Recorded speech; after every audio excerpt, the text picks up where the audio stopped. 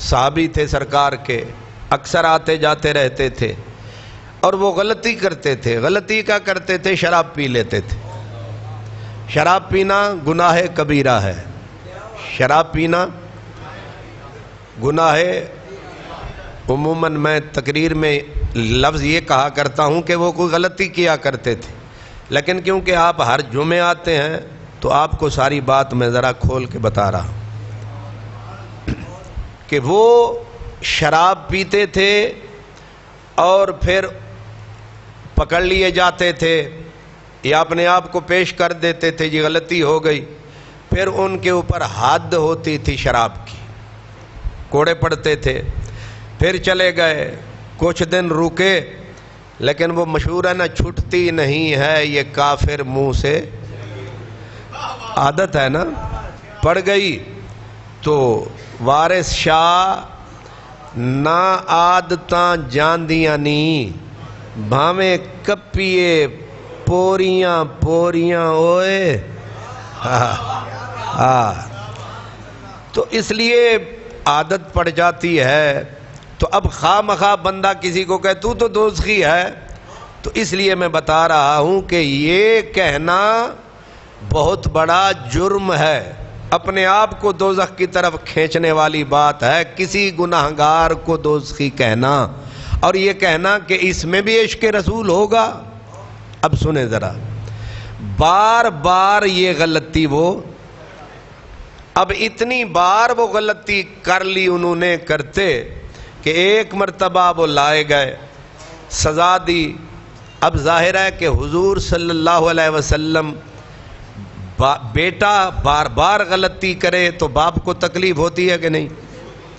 بھئی میرا بیٹا ہے، وہ غلطی کرتا ہے، پھر کرتا ہے، پھر کرتا ہے، مجھے شرمندگی بھی ہوگی، دل کو تکلیف بھی، ذہنی پریشانی بھی، لوگوں کے سامنے بھی مجھے شرمندگی ہوگی۔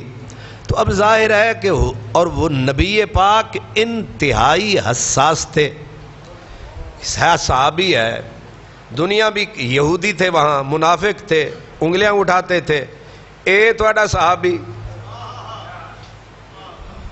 اللہ اکبر۔ یہ بھی بڑی شے ہے کہ بندہ اپنے نبی کی خوشی کے لیے کام کرے، یہ بھی بڑی بات ہے۔ اس نیت سے بندہ اچھے کام کرے کہ کل کو میرا نبی میری وجہ سے شرمندہ نہ ہو، اولاد میں یہ احساس ہو کہ میری وجہ سے میرے ماں باپ شرمندہ نہ ہوں، یہ کوشش کرنی چاہیے کہ میری وجہ سے میرے ماں باپ کو لوگ انگلیاں نہ اٹھائیں۔ اب صحابہ کرام جو تھے، اللہ اکبر، وہ جب اسے تکتے، حضرت عبداللہ کو ایک بار سزا دی، ظاہر سرکار نہیں دینی ہے نا، امام بھی حضور تھے، جج بھی حضور تھے، اب سزا بھی حضور نے سنانی، آپ کے سامنے انہیں سزا دی جانی۔ تو ایک مرتبہ جب انہیں سزا دی جا رہی تھی، ظاہر ہے پریشانی تو ساری کس کو تھی؟ ساری پریشانیاں اب بھی اور تب بھی حضور کو ہوتی ہیں، کانٹا چبھے کسی کو روتے ہیں ہم امیر، سارے جہاں کا درد ہمارے جگر میں ہے۔ وہ ہے نا قرآن پاک میں عزیز علیہ ما عنتم، قرآن کہتا ہے کہ اپنا تکلیف تمہیں ہوتی ہے، گراں ان پہ گزرتی ہے، یہ قرآن پاک کی آیت ہے۔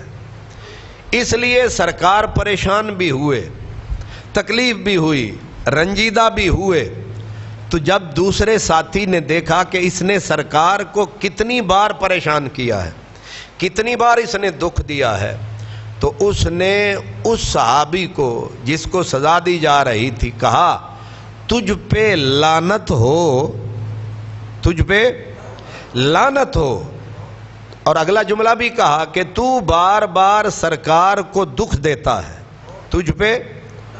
اب حضور کو تو تسلی ہونی چاہیے کہ کسی نے میری طرفداری کی ہے، ٹھیک ہے، لعنت کرنے والے نے تو حضور کا احساس کیا، حضور کی طرفداری کی کہ سرکار کے دکھ کو گویا اس نے بانٹا، لیکن حضور سے رہا نہ گیا، آپ نے لعنت کرنے والے کو کہا خبردار اس کو لعنتی مت کہنا، اس کو۔ اب حالانکہ حدیث میں تو ہے نا، شراب بیچنے والا لعنتی، خریدنے والا، لانے والا، بنانے والا، اس سب پہ۔ اب اس کو حضور فرما رہے ہیں خبردار اس کو لعنت مت کر۔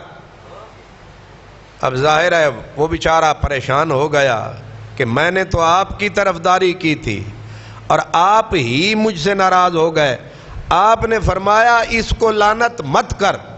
اب لعنت کیوں نہ کروں، وجہ خود بتائی، فرمایا تجھے معلوم نہیں انہو یحب اللہ ورسولہ،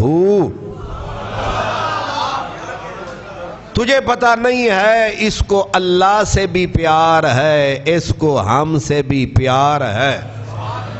گویا معاملہ یہ ہو گیا کہ دونوں چیزیں جمع ہو گئیں، گناہ بھی جمع ہے، محبت بھی جمع ہے۔